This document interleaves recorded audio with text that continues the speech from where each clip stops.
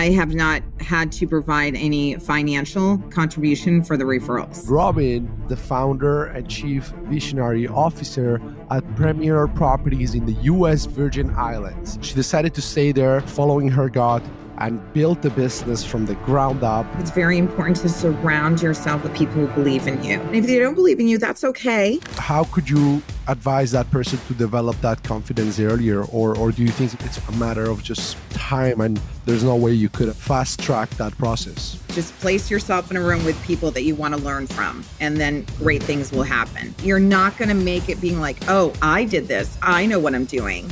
No, you're doing a fresh start. How have you managed to balance that need to please people and that willingness to put people first, at the same time the uncomfortable conversations that come with being an entrepreneur? People are craving kindness. People are craving just someone being nice to them. That's a gift. You have to look deep down within yourself and realize it's not just about you. How much you care about people. This is a double-edged sword. What I'm going to say is extremely rare.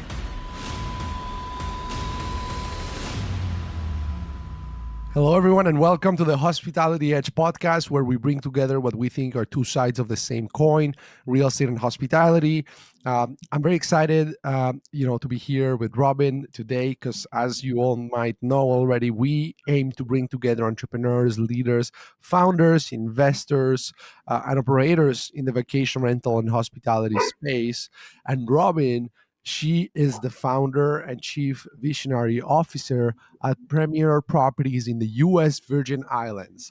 So we're talking about someone that essentially, was originally from New Hampshire, lived for many years in New York City, and then, decided to, leave. And after seeing this beautiful place, we'll hear more about that story in paradise, in the Caribbean. She decided to stay there, following her gut, and built the business from the ground up, to the point where she's now super established locally. She has a business that is autonomous, that is sustainable, and where she doesn't forget about what is unique about what got her here, which is her human approach. Not forgetting about the human side of this business and the core of this business, which is the hospitality side of things. Yes, there's technology, but the human side of this business is what got her, passionate about this space to begin with, and what has made her successful and what she continues to put forward in her business as well. So Robin, thanks so much for being here with us today. Super excited to have you on. Why don't we start with just a quick, if you were to start all over again, you've been doing this now for many years. If you were to start this property management business all over again, knowing what you know today, what, if anything, would you do differently? And or what advice would you be giving yourself if you were talking to the younger version that was starting, years ago, this business, knowing what you know today? Well, first of all, thank you very much for that wonderful introduction. I'm very flattered and humbled for my experiences. So thank you. And it's an honor to be here. With that being said, what would I do differently? I believe in myself more.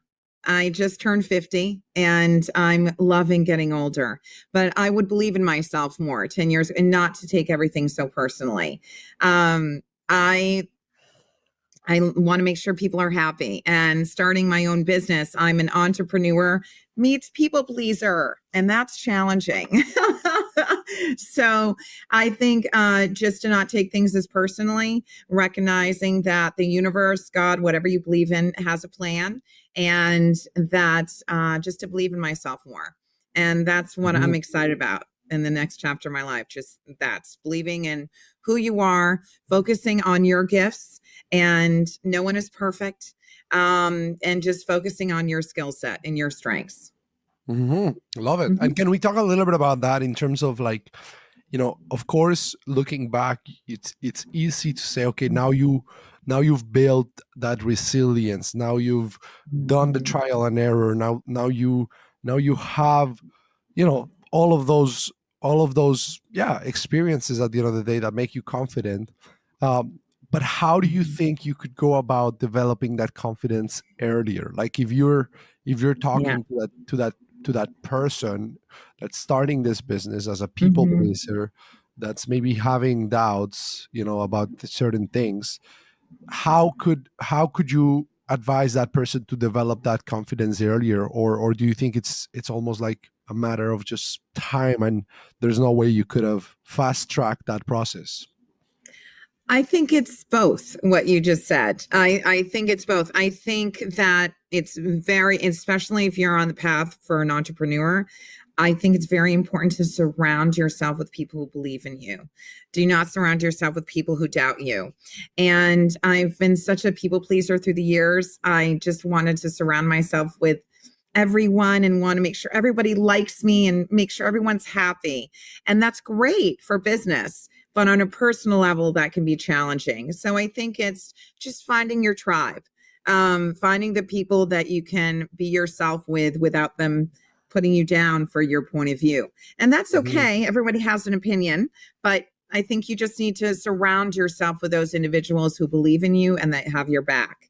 And I think that has been the challenge. But it's now a blessing because I love Mhm. everyone in my life. I can honestly say all my friends and people I know around the world are just incredible individuals, but that took time. So Mhm. surround Mhm. yourself with people who believe in you. And if they don't believe in you, that's okay.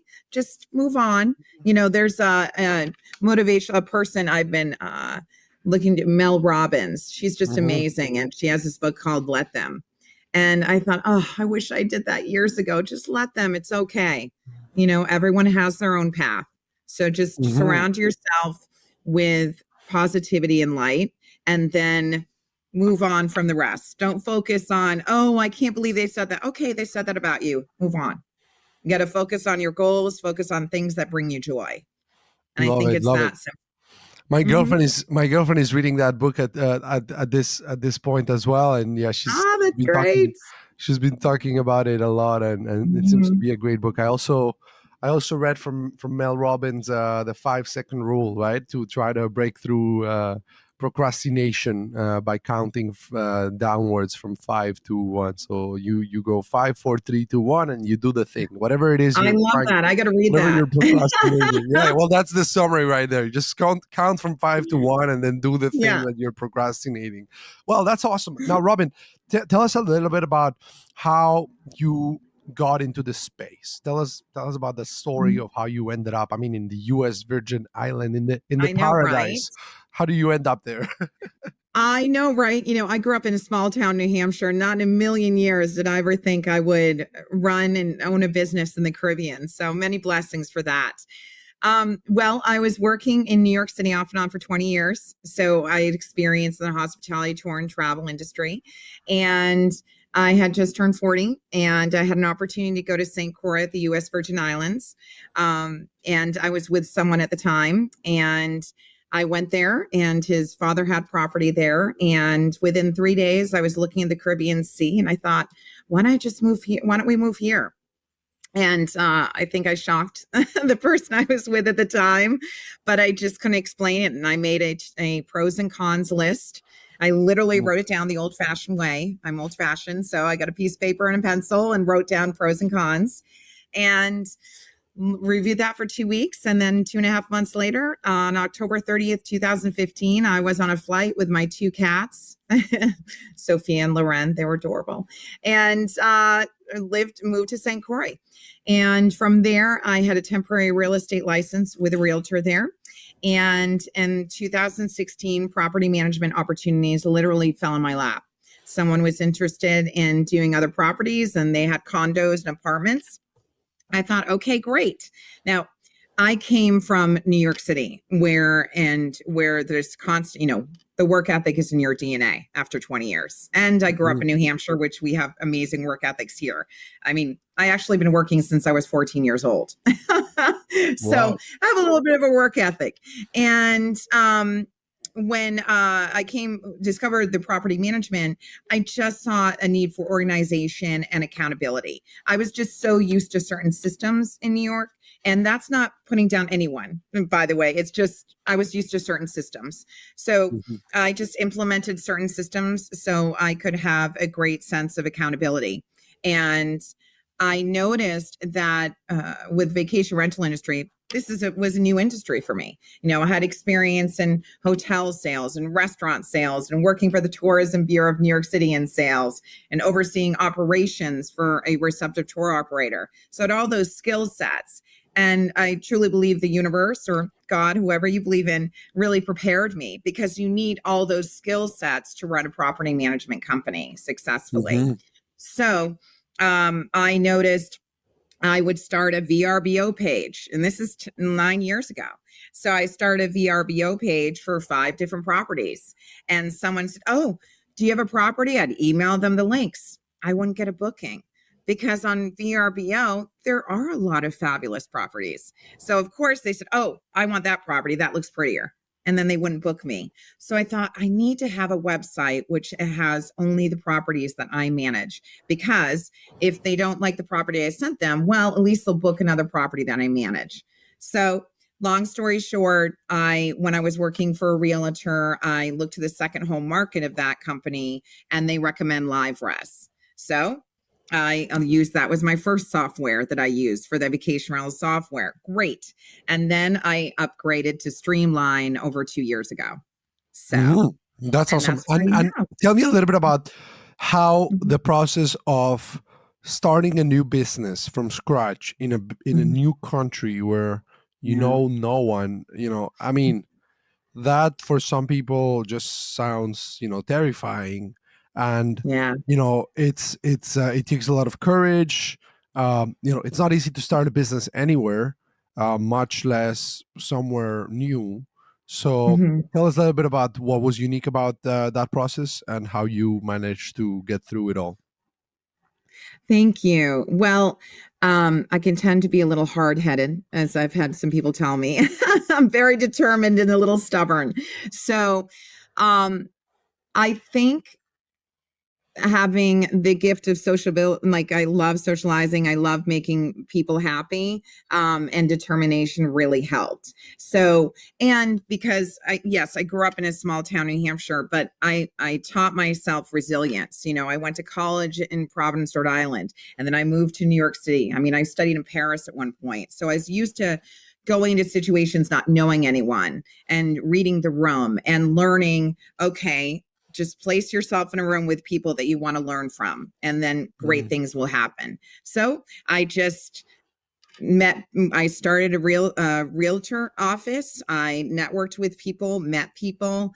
I soon met great plumbers through conversation. And I think what helped me grow in this business in St. Croix, it honestly is my upbringing because everyone deserves to be kind. And I have a huge issue with people who treat housekeepers with a lack of respect. I do. And the reason why is, in all honesty, I was raised by a single parent. And when she was teaching the 5th grade to make extra money, she would clean the school that she worked in during the day. And so when you grow up with that humility and with work ethic, like it doesn't matter what job you have as long as you get the task done. So I've been there. My housekeepers, I actually give them my top housekeeper bonus every year. And we just had a wonderful conversation because she cleans over 20 of my properties. And she said, because of you, I was able to buy a nice truck for my family. Because of you, I was able to get land in Puerto Rico. And Mhm. that just makes me feel so good. But that is a simple skill set of being kind. And I think by going into a new environment and learning the culture, for example, it's simple things. Good morning when you walk into a room, it's good morning or good afternoon or good night. Just respecting the culture. I came into a situation, I didn't know anyone in St. Croix. And I always say currency is kindness in St. Croix. Um, in New York City, if I had a plumber that didn't show up, there'd be 100 plumbers. and I can say, oh, I can't believe that guy I'm not using again. Not in St. Croix. I have maybe 3 plumbers I can depend on. So if a plumber is late or doesn't show up, I don't give them attitude. I'm like, hey, Kareem, how are you? Just want to make sure everything's okay. Then he's like, oh, sorry, I got held up on this job. I'm on my way. Okay, great. And so that is the kind of mentality. And that's how I slowly grew, is that building relationships. It was just really grassroots and organic, so to speak, is that looking to people as a person, not as, oh, it's just someone I want to do a job. It's, how are you doing? Hey, Pete, how are you and your wife? Great. Can you help me with this plumbing situation? So again, just coming down the basics. So now I'm actually in New Hampshire right now working remotely, and I can pick up the phone and call my landscaper, Bill, who's amazing. Hey, that work wasn't done last week. Can you come stop by? No problem, Robin. Why? Because I'm nice and I pay them in a timely manner. So like the movie Field of Dreams, if you build it, they will come. Well, if you pay them, they will come. So making sure to pay them in a timely manner and implement bonuses for your housekeeper. Instead, if you're doing well with your new business, don't buy yourself that extra handbag. Why don't you just put the funds towards a housekeeper that's going to work with you for a lifetime? And it's just the best feeling. Like I said, what she said to me yesterday, I was like, Yeah. Full circle. I feel like my mom in heaven is proud because I saw her working so hard. So I think going to a new situation, being kind to people, yes, I came to St. Croix with 20 years of experience in New York, but you're not going to make it being like, oh, I did this, I know what I'm doing. No, you're doing a fresh start. You're learning about the culture, learning about people, bring your skill set, but don't be conceited about it. Be humble. I hope that answers your question. Yeah, for sure. I mean, putting people first, making, and this is a theme that will come back throughout our conversation, which is, and you mentioned this earlier, right? How this is a double-edged sword that you got to be careful with in terms of, how much you care about people. How have you managed to balance that need to please people and that willingness to put people first, with at the same time the uncomfortable conversations that come with being an entrepreneur, where sooner or later there's the need to let someone go, have a tough conversation with someone. So as a people pleaser, or as someone that cares so much about the relationship aspect of things, tell us about how you were approaching it at first, and how you've managed to get better at being being tough, or having the hard conversations when they are needed. Thank you for asking that. It's a daily thing, setting boundaries, because I've been such a hospitality person. And I think the shift from going to employee to entrepreneur, it's an exciting challenge. And you learn more about yourself. Oh boy. I mean, I joke around, growing up can hurt. But it's worth it. It's worth it to be where I am today. So you're growing and you're learning about yourself. So setting the boundaries, saying, okay, prioritizing throughout the day. I'm very old fashioned. I actually have my to-do list book every day. I write things down because there's a lot going on in property management. I literally write, I've even Post-it notes I have everywhere, but I write everything down. What happens is when I'm so busy, I've been like, okay, that person, the Wi-Fi is not working. What, I got to make sure this is fixed for this guest. Oh, plumbing isn't, got to make sure this guest. And then before I know it, I'm not getting through my to-do list. So it's a matter of setting the boundaries, taking a deep breath and pausing, and then saying, okay, let's focus. What are my priorities at hand? Think of the top 5 priorities, because it's 7 p.m. at night and I need to sleep, and I need to make sure that I'm getting these top 5 priorities right now done. And then the following day I can get the rest. So literally trying not to be too hard on yourself. It's an everyday battle, and setting those boundaries, saying, okay, I did my best, and focusing on the wins for the day. Instead of, oh my God, I can't believe this happened. It's, let's focus on the wins. Let's focus on Mm-hmm. top 3 things that I did that made me feel good so I can sleep better at night. And then Mm-hmm. having that balance of things that make you happy. I love my personal time. I love reading or baking for friends. I can't for myself, or I'd be on The Biggest Loser. I'm just kidding. I have a sweet tooth. Anyway, with that being said, just constantly every day setting boundaries for yourself and to not feel bad. And that's an Mm-hmm. everyday thing. I hope that answers your Yeah, question. yeah, yeah. And we That's talked about how this can apply to the context of homeowners, right? As well, in terms good. of, it's not easy to deal with homeowners anywhere. Having been in the Caribbean, having been in Turks and Caicos, in Barbados, in Puerto Rico, it's tricky because locals sometimes, they're very nice people, very, again, this idea of relationships is so central to how things happen, and how business Yes. is conducted and whatnot. And then at the same time, there's also a little bit of a disconnect between like the pace at which things are done, in New York, right? Oh, yeah. Or in major urban cities and whatnot. Not only the pace, but like you said, the systems you were used to and whatnot. And so it's like, you want to be nice, you want to be relatable, but you also have a to-do list, of things you got to get through, right? Yeah. So going back to that question around how do you balance that desire to wanting to, be nice with people, with those boundaries that you have to set. How have you approached that with homeowners? How have you achieved that? How was that back then, and how do you more successfully manage that now?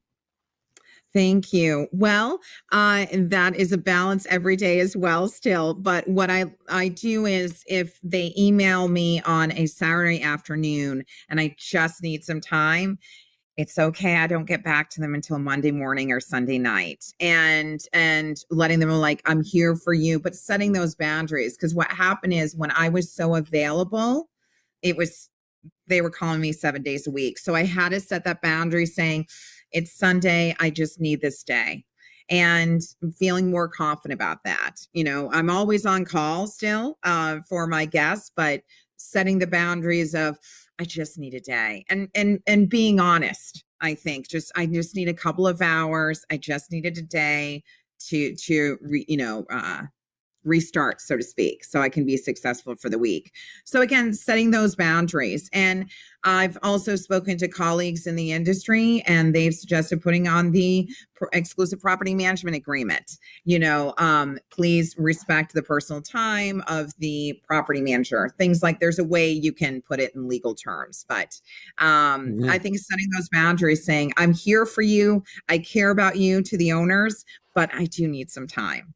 So Mhm. again, Mhm. just but there's a nice way of saying it, but setting those boundaries, because if you don't, they will call you any time of the day and night. So, Mhm. and it's Mhm. just I need to So it sounds like it's almost a lot of an internal work of you with you, in terms of not feeling guilty for Yes. not doing everything that people ask you to do immediately as soon as they ask you to do it. So it's not so much, because I was thinking more in terms of like, okay, maybe you have to tell yourself something, or hype yourself up, or give yourself a Mhm. little bit of a mental trick in terms of actually having that conversation with the person. Yes. That's maybe a difficult conversation, but maybe it's more about just like, it's more you with you, as far as like, well, this email just, if it's not top priority, if it's not an urgency, it won't be attended in the next 24 hours, and that's fine because And I that's have other okay. priorities, right? And that's okay. Yes, it's really internally. And also it's learning how to even my tone, because I was so stressed for many years, and even using my tone of understanding what this owner is coming from. And I joke around in this business. I think everyone has to take a class in psychology, because it's not just about you. So when I hear someone in my voice, I remember a guest was so nasty to me and I made a mistake. In November, they requested a pack and play, and uh, I forgot to have it at the property because I'm not perfect. And I usually always have it there. And I'm so sorry. And they're like, well, we just had a long day of travel. Now our 3-year-old. And I said, well, we have a pull-out couch. They're like, now our 3-year-old. And they're yelling at me and just upset. And I listened. I said, I'm so sorry. Because I thought they just had a long day of travel. They're tired, they're hungry, and they have a 3-year-old child. Now they're afraid they're not going to spend the night because of a mistake I made. So all I could do was give them empathy and compassion and say, I assure you, it's because it was Sunday night. I said, someone will be there by tomorrow afternoon and drop off the pack and play. Please accept our apologies. And guess what? It all worked out. But because I sat back, I listened, I had the empathy and realized he's just angry and wants to take it out on someone because I made a mistake. So rightly so. And then I made 4 the next day, and I'm going to get them a gift certificate at a restaurant because it's worth it. But so with owners like that, also then there are owners, they think, okay, sit back. They've got a lot going on in their day. This isn't necessarily me, and just learning how to handle that. I hope that just makes sense. Yeah, for sure. And then in terms of the mindset about hospitality and how much we, care about people, you of course care a lot about people as well, and you put that forward in the way you do business. But then, you talked about the importance of maintaining your team, being loyal to them, being nice to them, rewarding them. That's all great, and it's necessary everywhere, and more so in a place where great talent is scarce. But Yes. how did you go about finding those people in a place where, again, talent is so scarce, and in a place where there's not only is it scarce, but I can assume that I can only assume that the best people perhaps get recruited by hotels, and that there's somewhat of a competition for those scarce resources that are people that are hospitable people. How did you go about building that team, given those differences in culture, and given the dynamics of the market where where there was so much scarcity, in terms of the talent pool? Thank you for asking that. Wow, I got to tell you, I am so appreciative for my team. After doing property management for 9 years in St. Croix and almost 4 years my own company, I finally have a wonderful team for just over a year. It has been challenging, and I think the work ethic. People don't move to St. Croix to start their careers. They move to St. Croix for quality of life, so they can work little and just enjoy the beach and enjoy the rum and drinks. It's fun. I mean, my first 2 years, I had a lot of fun, and thank God I had a work ethic. So I woke up in the morning and still worked. But the point is, it was challenging, and honestly by luck. And it was, and setting boundaries internally. You're probably noticing a theme with entrepreneurs and starting your business. It's internally, setting the boundaries, because I remember when I first hired people, and because of my work ethic, I've always been an employee. I just thought I could, what I stated verbally, they would understand and just do. And so I realized, oh, I'm in management now. I have to train better. I have to communicate better. And so with that, I started having a bullet point list of my maintenance check person. Now it's a tropical troubleshooter, because that's more fun, that name. And I figure it's my business. I'm going to have fun with it.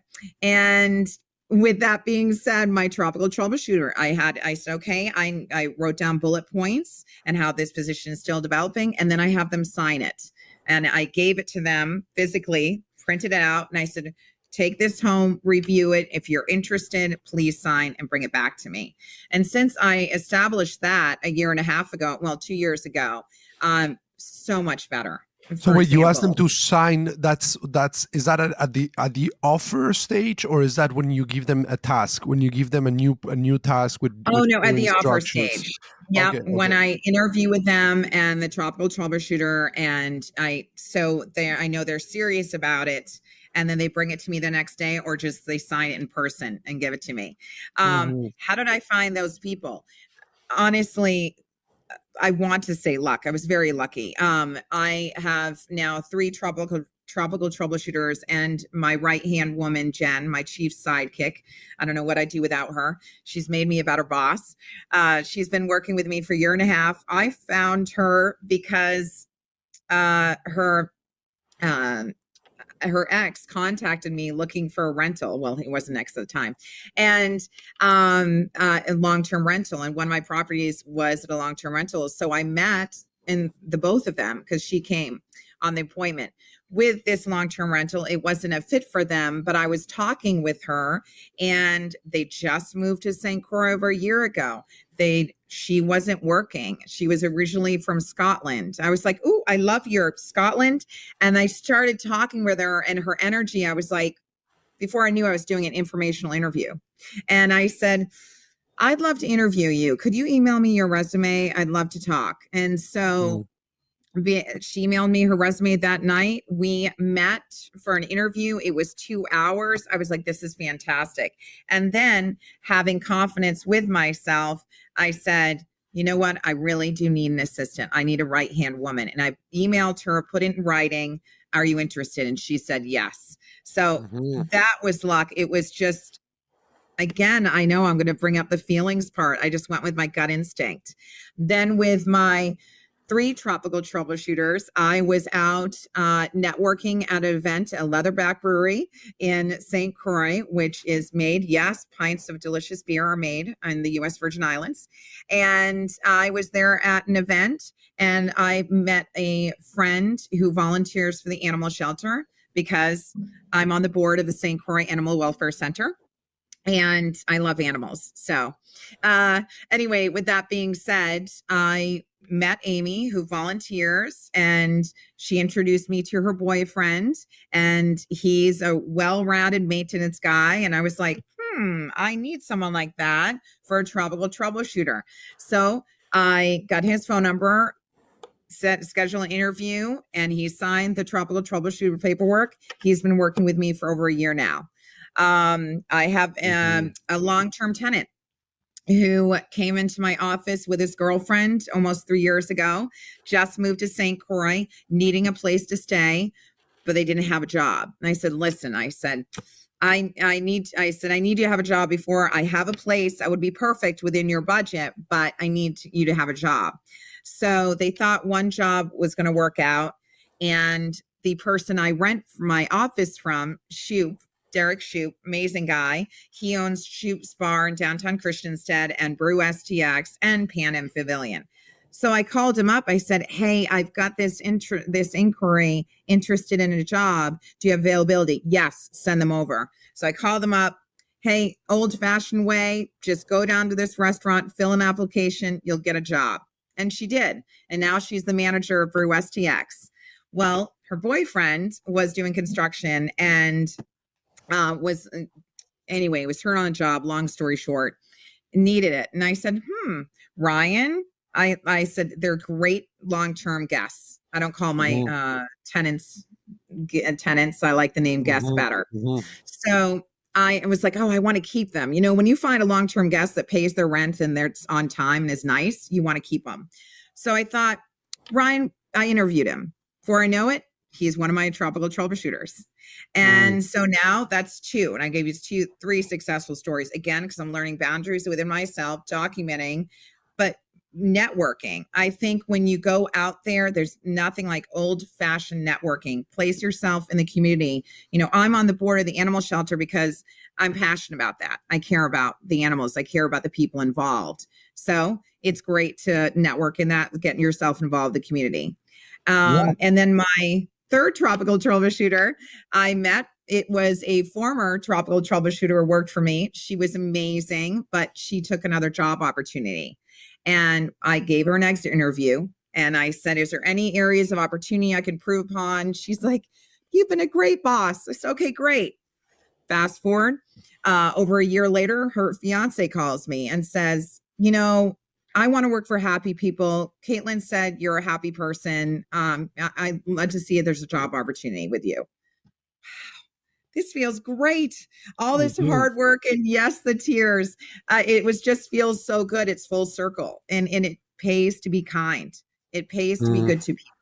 And it take a long time to get that point because, I'm 50 now, but it's worth it. So that is how, in a yeah. long answer, No, I mean, but it makes that's sense. how I I get mean, my great. just at the end of the day, you got to be out there, Mhm, involved in the community. And mhm. it's the mindset of always be hiring, right? You would not have Yes. spotted those, signs of there being top talent available had you not been, active with a radar in your head. That's kind of like Mhm. always in the back of your head. It's always like, okay, can this person be good at this? So I think that's a great lesson for entrepreneurs, is this idea of, doesn't matter where you are, where you're talking to someone, um you're always hiring, right? You're always looking for talent. And Yes. maybe you don't have a role right now for that person, but I mean, of course there's budget constraints and whatnot, but if you find someone good, and they're available, I mean, find someone for them, because that doesn't come all the time. And so that's super interesting. And what you said too about just being nice with people in general, I mean, it keeps coming back, but it's so important as well in terms of like with the team, right? With employees, I mean, Yes. you don't know how life turns around. And even if it wasn't because of just thinking about that, I mean, just the fact that it came full cycle, and because you had been with, Mhm. you had been a good boss, a good leader, with someone Mhm. later on that allowed you to get someone to your team back. That's amazing. And I'm sure that happens with the owners as well, in terms of referrals.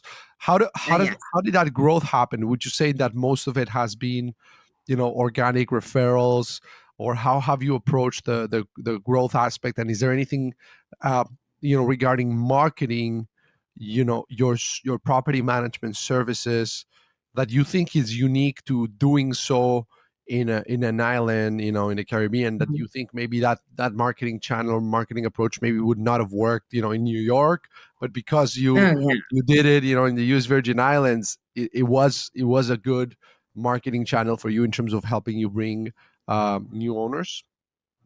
Yes, thank you for asking. Yeah, it's ironic because when you think building a business, everyone's like, "Oh, just post job availabilities, post." I'm like, "Ah, then you don't know what's come." I think I'm very like old-fashioned. Let's meet in person, let's network and go with the vibe. Regarding how I built my business with the properties, 100% referrals. I have realtors and that I'm friends with and that recommend business. And because I always say I've positioned myself like the Switzerland in St. Croix, I'm not a realtor. I'm 100% property management.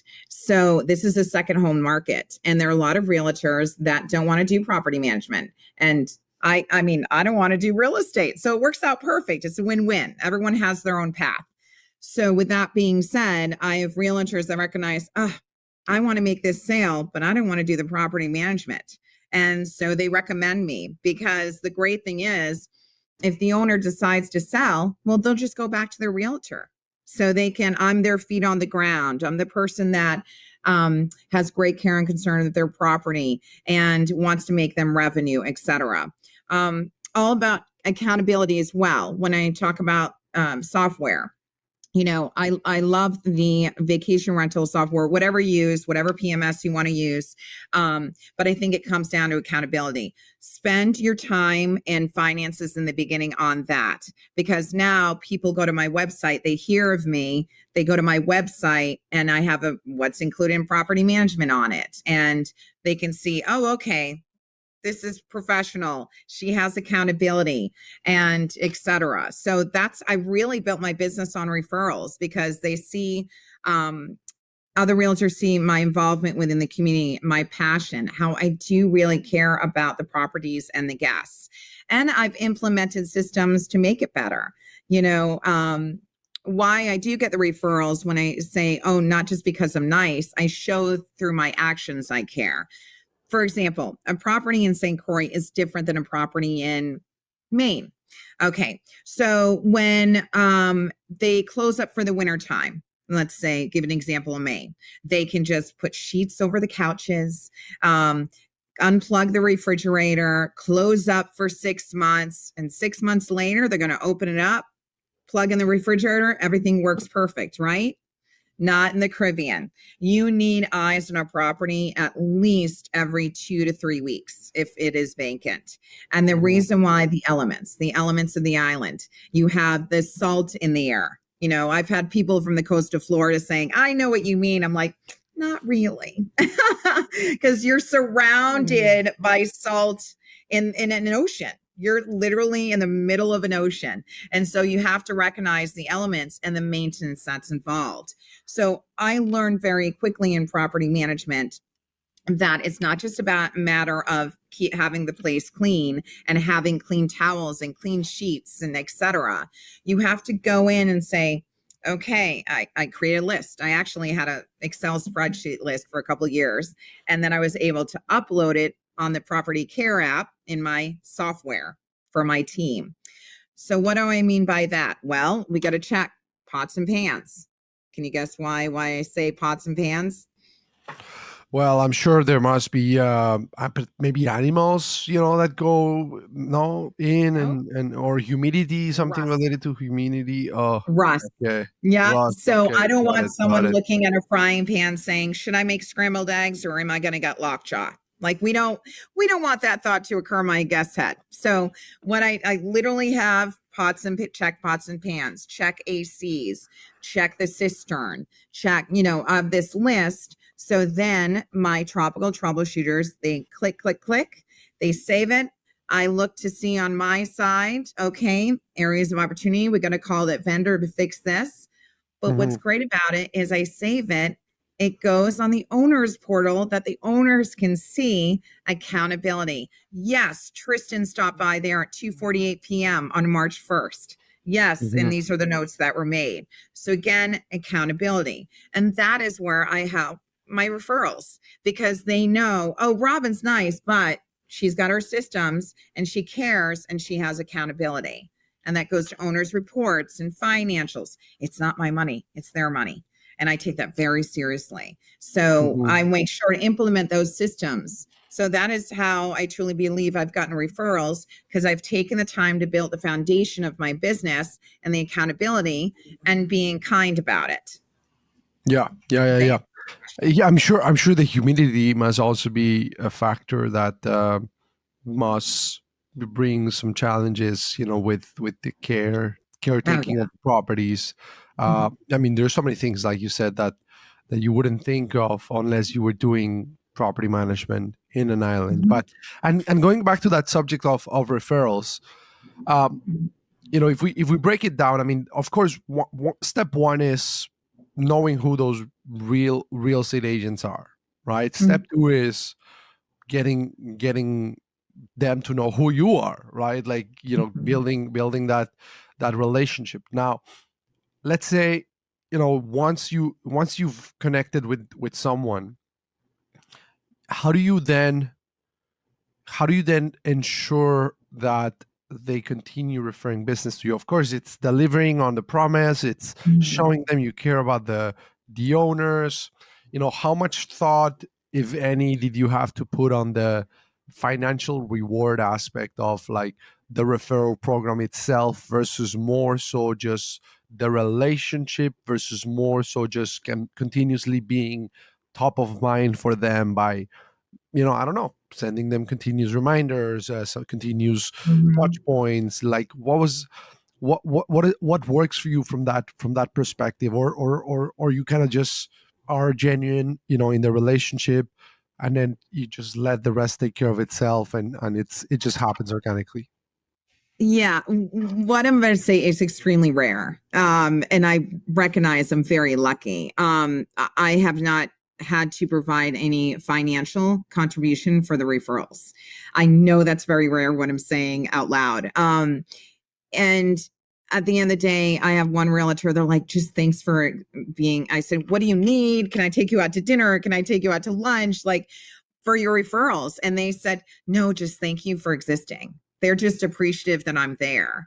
And so I make homemade apple butter every year. So in the past, I've given them a basket of my homemade apple butter and champagne and banana bread as a thank you to the office. And I did this almost 3 years ago. I went into their office with a basket of goodies for the holidays, and they were meeting with a client who, fast forward a month later, called me and said, yeah, I think I met you. You were bringing goodies for the realtors. They highly recommended you. And then I end up managing their property. So that helps as well. I honestly, Yeah, I I mean, feel, only just that is already an example of something most people would not do, which is yeah. taking the time to. For you, it just comes genuine, like it's just genuine. You just And that's my genuinely upbringing. It felt like honestly comes wanting down to my to. upbringing. Uh-huh. Yeah, I think that is the key, and I will give my mother in heaven the kudos for this. I grew up with a single parent, so every Christmas she made these homemade chocolates, and we'd find tin containers, and that was our thing. Would be in the kitchen baking goodies for friends and family, and because we didn't have much, and that was a thing. And I realized that the older I get with the increase of technology, hey, it's great. I can do what I do because of it. But like I said, you made a comment earlier, like we can't forget the human side. And at the end of the day, people like to feel good. They like the old fashioned, so now I have friends, I've been making apple butter for over a decade every Christmas. And I have friends that look forward to that every year. So it's a little taking the time to focusing on your skill set, what makes you you. That's what I do, and Yeah, just move no, forward. that's awesome. Now, Mhm. this mindset, it's funny when we were doing our road show across the Caribbean. We were in Turks and Caicos. There was a Mhm. presentation that I gave that was inspired from the book that I had recommended the other day on reasonable Mhm. hospitality.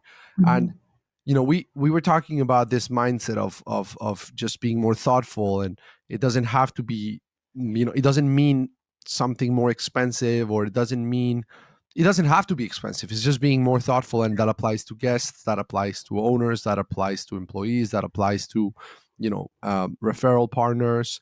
Now, one of the challenges with this mindset is, and the example was kind of like how hosts in smaller hosts tend to have better Mhm. reviews on the Mhm. OTAs.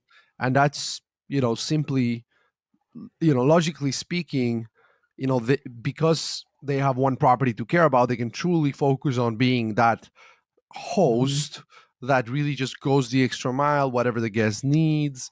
Mhm. Even we were giving the example of baked cookies, right, that you can Mhm. do when you have one Mhm. guest, right? Now, of course, then you go into the other extreme of that, and you have those operators that just go full on scalability, and they just scale past hundreds of properties. And what happens is, there are some exceptions, and we've had Mhm. some of those on the show that have managed to maintain those high review scores despite Mhm. the scale and the volume in Mhm. terms of the hundreds of properties. But it definitely becomes more and more difficult, and you Mhm. definitely cannot necessarily. I mean, just think about scaling Mhm. bake home baked cookies to Mhm. 100 properties in 100 locations. It's Like, who's supposed to do it? Who stores them? When do you start right. preparing them? It's like there's all these different considerations that start to come out. So, how have you managed to do what you do, and maybe what have you had to let go of, which you wish you could still do for all your properties, but it's just impossible for you to do for 40 plus properties at this point, versus Mhm. what have you allowed to maybe still continue to have in Mhm. place despite the challenges that come with growth? Thank you so much. And that's such a great question.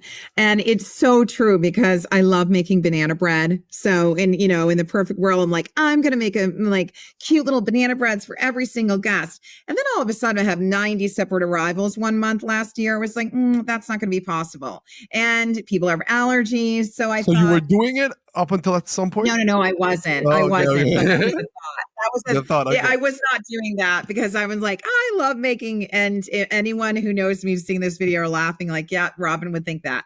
But with that being said, I think because of my experience when I worked for the Tourism Bureau of New York City, and it was nonprofit and it was all about cross promotional opportunities, let's work together with local businesses. So I've really that mindset.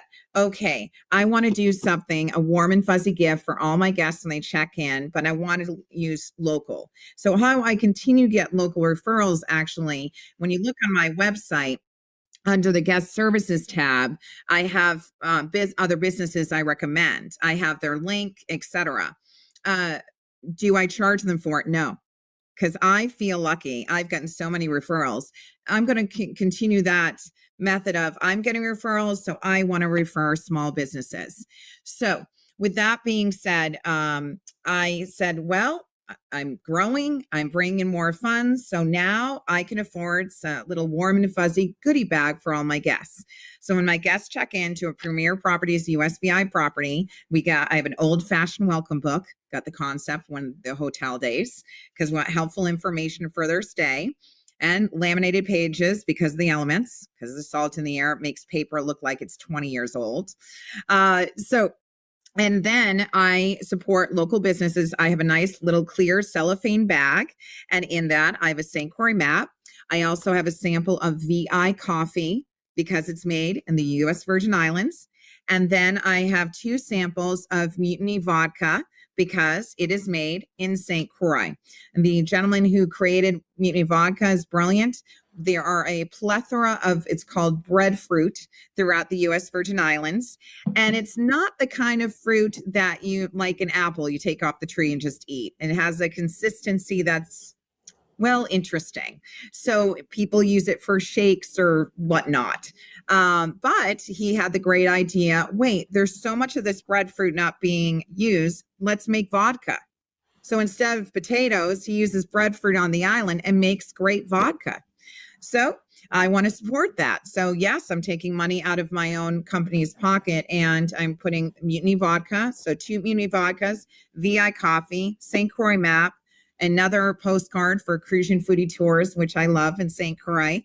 And again, I'm developing that concept. So giving the warm and fuzzies and supporting local businesses. And that's what I like to do. So you've managed to do that despite having 90 arrivals in a day. And what does that look like in terms of in a month? Sorry, Yeah. So how do you prepare for that? How do you how do you make sure that this is maintained?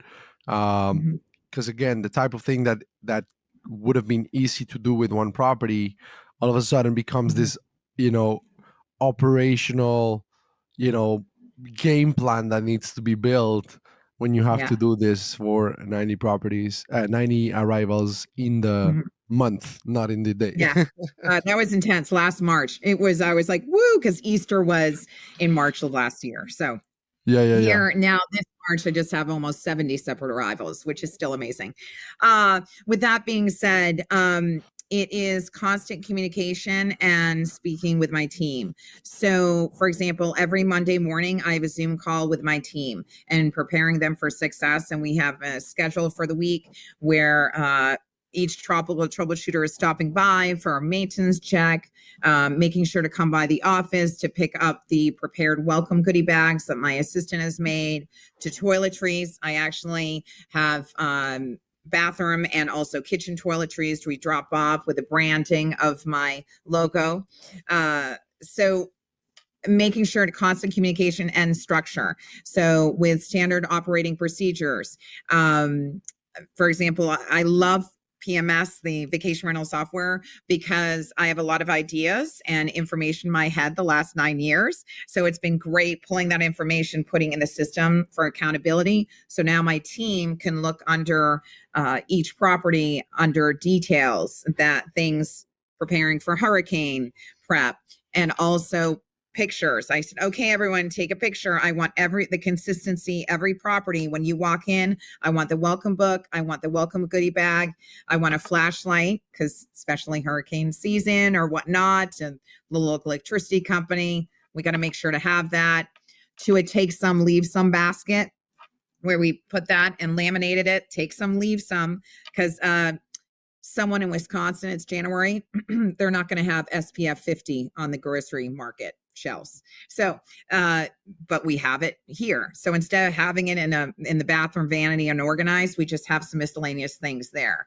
So again, consistency, having a picture, making sure every week, okay, everyone, take a picture. So it's great because I'm, again, being good to my employees. I say, please take that picture and text me. I mean, I get so many texts of pictures throughout the day, and I love it because it's showing, great, you have great care and concern.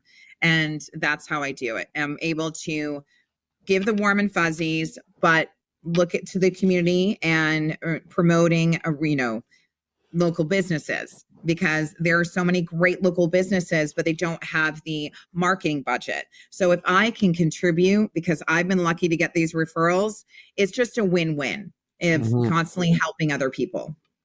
I absolutely love this. That's awesome. Perfect. Robin, just to kind of wrap this up, if you were to kind of like give us your final thoughts of advice or wisdom or lessons that you think have been hard for you to learn, but you finally learned. I guess what do you think has been kind of the hardest lesson that you feel has taken you the longest to finally get to, that you're now proud of having, finally, gotten through and fully grasping and interiorizing and whatnot, as far as final thoughts of advice for people that might be looking to make a wild decision to, just like you, start from scratch in a new place, in a new country, take the risk of doing something that sounds so scary, that's so bold, that takes so much courage. What would be some final thoughts of wisdom or advice you could give to someone? Thank you so much. I appreciate that. Just being an entrepreneur, you learn a lot about yourself. And I think you have to learn how to like yourself. And I think, for so many years, people put me down saying, you're too nice, you're too much, you're too this. And I thought, no, that's a great thing. People are craving kindness. People are craving just someone being nice to them. And I think that's a gift. And just recognizing that it's okay to be nice, but setting the boundaries so you're not taken advantage of. And I think that's why I've been passionate the last year promoting It's Cool to Be Kind. And I think believing in yourself, if you're going to take this path of entrepreneurship, I think if you have a great work ethic, great, but you have to look deep down within yourself and realize, okay, I have to believe in myself. And you have to recognize it's not just about you, that there are other people involved, and take that psychology course. If empathy and being kind does not come natural for you, then either take a psychology course and get therapy, or just try a different path. So, and also get a therapist, because if you have great friends, that's great. But I got a therapist 1.5 years ago. I just love her because it's every week I can talk to her. I know it's not going to go on social media. I know not someone else is going to say, damn, can you believe Robin got upset with that? So, I think that's important. And just keep your circle tight. People that you trust around you, just keep it small. They always say that growing up. And I'm like, why do they say that now? I get it, being 50. Wow. Just cool to be kind. But when you're going entrepreneur path, just look within and have the confidence to believe in yourself, because you can do it. I think the mind is a powerful thing. I think you can do everything in life where, again, I will always bring up to my upbringing, growing up, a lot of people around saying, oh, I don't have the money for that. If I kept on saying that, I wouldn't be here today. Of course, did I have the money to study in Paris when I was 21? No, but I applied. And I said, well, I got accepted. All right, let me work for this task. And I did. So you never Mm. know. Don't let things get in your way. Where there's a will, there's And a way.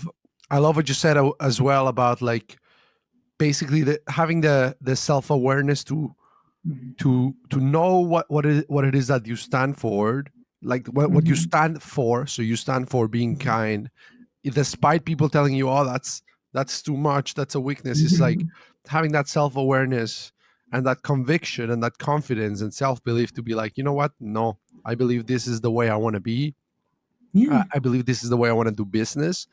And hey, maybe it's going to take a while, but at some point you're going to get to a point where, I mean, like you now get to dictate, okay, now this is a fundamental part of what I'm building. And I think that's the beauty of entrepreneurship, right? Is that you can build your own little world, your own little reality with, with your values. That is so nice. I mean, that is so such a Great cool thing to do. feeling. Yeah, Thank you. I can And only I'm imagine. honored just to meet people like you through my travels. I Yeah, went to Puerto Puerto Rico Rico. because someone Yeah, invited me. Like that was so I fun. went to Puerto Rico because my friend, she invited me, Alma, to this event. And I said, okay, why not? Let's do it. And That's awesome. just being open. And because when you're open, you can't just sit there and say, oh, I wish I had a better life. Well, what are you doing to have a better life? Are you putting yourself in the room to have a better life?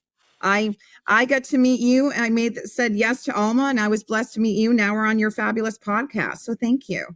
Yeah, no, thank you so much, Robin, for taking the time. It was amazing to have you on. We'll definitely stay in touch. And yeah, it was great to have you on. Thanks again for the time. Thank you so much. Have a good one. Talk soon. Bye You bye. too. Okay, bye.